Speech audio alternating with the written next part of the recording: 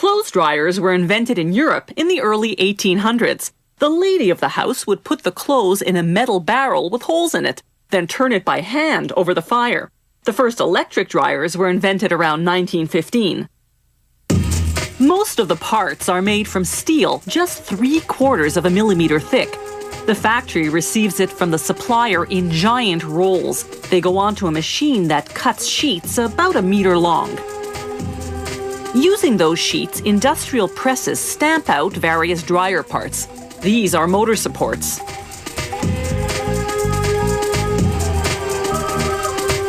And this is the back panel of the drum, the rotating compartment that holds the clothes.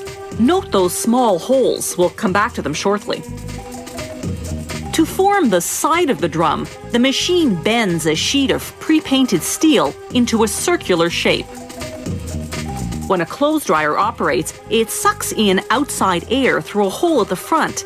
The air passes through the heating element and goes into the drum, entering through those little holes you saw a few moments ago in the back panel. Once the automated machines have finished shaping the drum, they form a groove on its outside surface. This groove is for the motorized belt that drives the drum. Next, they put the drum on another machine that screws 3 baffles in place. Baffles are those thick plastic wings located inside the drum. They're what throw the clothes around as it rotates. Back on the automated line, the drum's front rim goes on.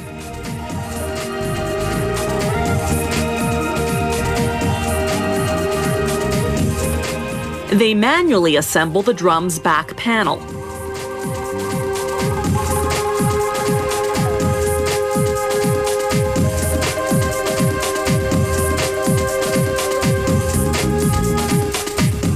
Then a machine installs it.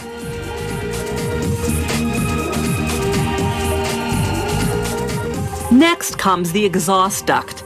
Hot, moist air exits the drum through a bunch of holes and a large slot in the dryer door.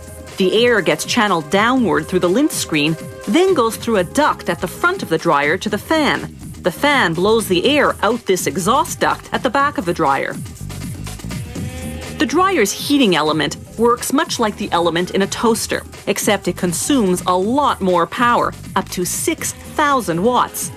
The factory receives the steel and ceramic heating coils ready-made. Workers simply position them on a sheet of galvanized steel.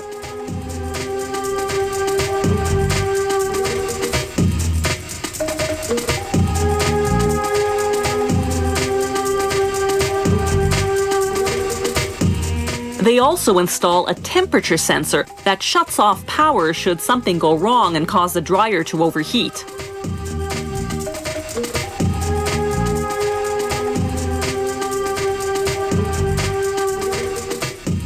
In the finishing department, they coat the dryer with powdered paint that's heat and shock resistant.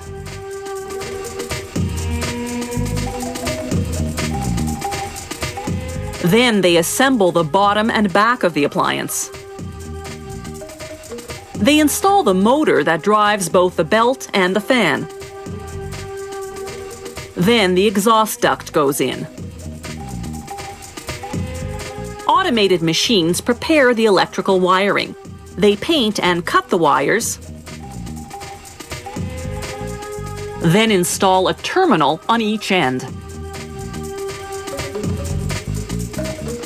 Workers wire the dryers, then install the drum. They close up the sides,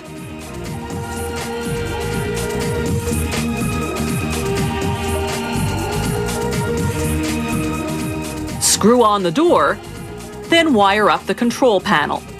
It's connected to a series of gears and switches that control the dryer cycles. The model and serial number sticker marks the last stop on the assembly line.